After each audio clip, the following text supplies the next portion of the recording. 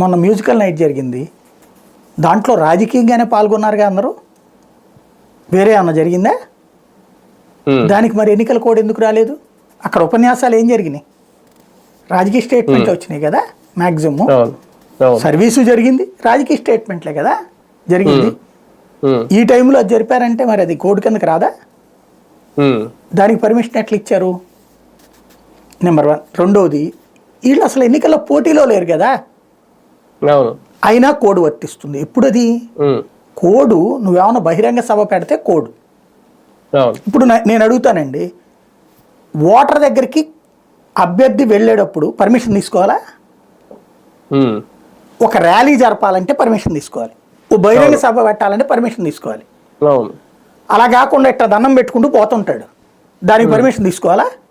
అప్పుడు వెనకాల జనం అందరూ గుమ్మి కొడతారు. అది తప్పు అవుతుందా? అది జనం తప్ప వాడి తప్ప? ఇక్కడ పరామర్శించడం ఒక సూటిగా చెప్పండి, అక్కడ అతను వెళ్ళడం వలన ఎన్నికల మీద ఏం ప్రభావం పడుతుంది? శాంతి భద్రతలకు ఏమైనా సమస్య వచ్చిందా? అశాంతి అభద్రత ఏమైనా పెరిగిందా? లేదు. అక్కడ అతను మాట్లాడడం వల్ల గెలుపోవటం మీద ప్రభావం చూపెడుతుంది, అంతే కదా మనం అనేది. మరి అదే కదా ఎన్నికలు అంటే. పని చేస్తే ప్రజలు ఓట్లేస్తారు, చేయలేదని ప్రతిపక్షం విమర్శిస్తుంది. అదే కదా నువ్వు రోజు విమర్శించవా ఏంటి? ఇప్పుడు ఆ లెక్కనైతే రోజు ఈనాడు జ్యోతిలో రాస్తున్న వార్తలు వైఎస్ఆర్ కాంగ్రెస్ పార్టీకి వ్యతిరేకంగా ఉన్నాయి. ఎలక్షన్ కోడ్ అమలు అవుతుందా? ఓ పార్టీకి వ్యతిరేకంగా ఇట్లా రాయకూడదని అట్లా లేదు కదా.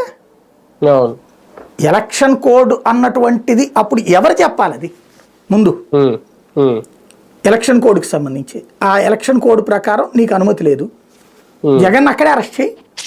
ఎవడా పెండింగ్? ఎందుకు అరెస్ట్ చేయలే? ఇంటి దగ్గర ఎందుకు రానిచ్చావు? ఎక్కడ దాకా వచ్చిన తర్వాత సెక్యూరిటీ తీసేస్తే ఎలక్షన్ కూడా అంటే రేపు పొద్దున అతనికి ఏమన్నా అయ్యి ఉంటే ఏమనేవాళ్ళు?